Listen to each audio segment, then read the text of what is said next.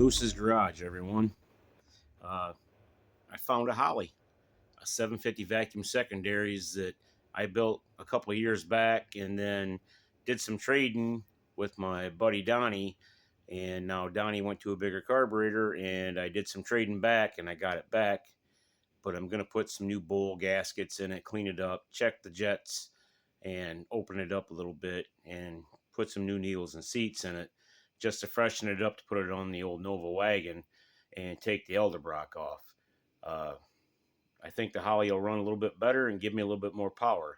So I'll give you a look at it here. There it is, that 750 vacuum secondaries Holley. I had the choke horn milled off. I put a trick kit in it. I took the metering plate out and put a metering block with jets and jet extensions and a notch float. And now I'm going to open her up and put some new bowl gaskets and some metering block gaskets in it and check the jet size and get it ready for the wagon. Well, I got the float bowl off. She's got some crud in her from setting. So what I'm going to do is change the needle and seat in it, give it a good bath with some carb cleaner, and put a new pump in it and clean it up. Well, I got the metering block off. It's got a 6.5 power valve in it, which I'm probably going to drop it a little bit. I am glad I put it together with these blue nonstick gaskets. And it's got a 70 jet in the front, so I'm going to leave the 70 jet there. But I think I'm going to go to a little bit less of a power valve if I have one.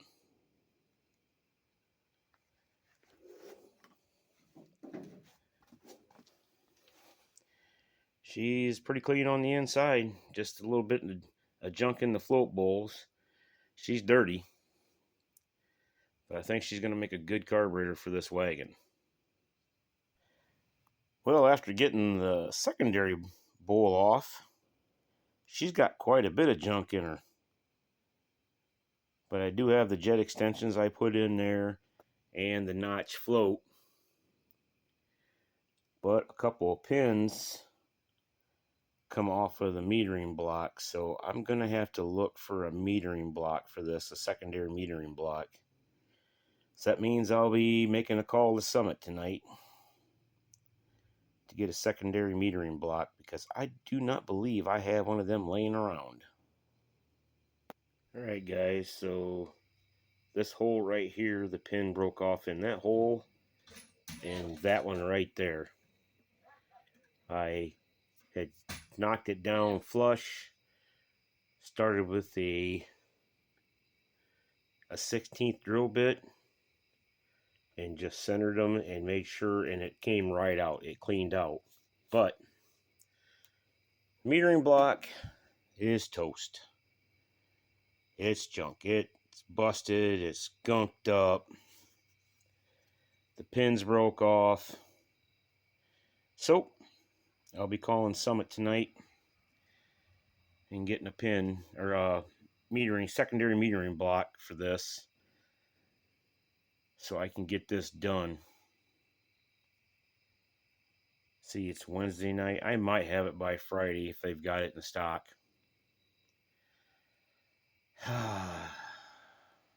It's okay. I build it. I can fix it.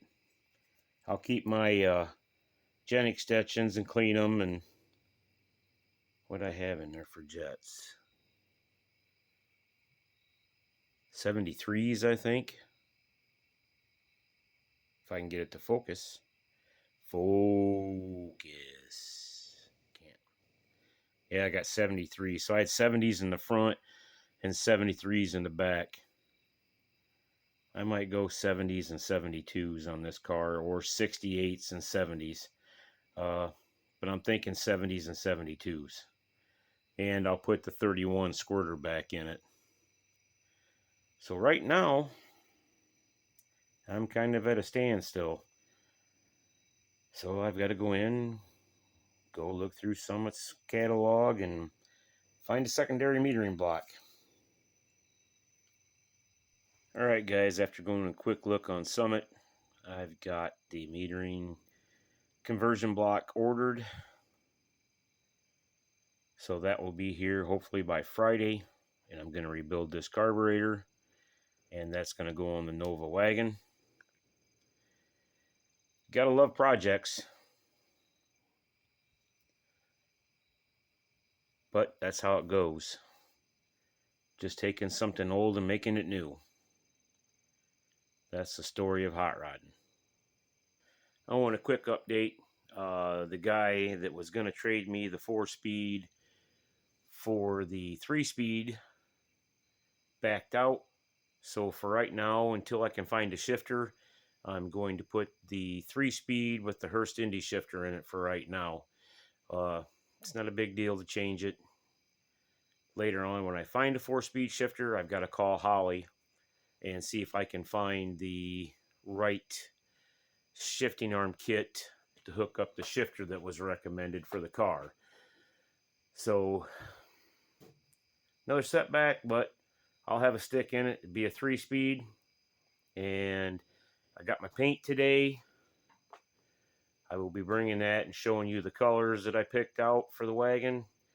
And I think this weekend, Donnie and I are going to put the 3-speed in the wagon. And I'll have the carburetor done and ready to go. And we'll put that on and tune it.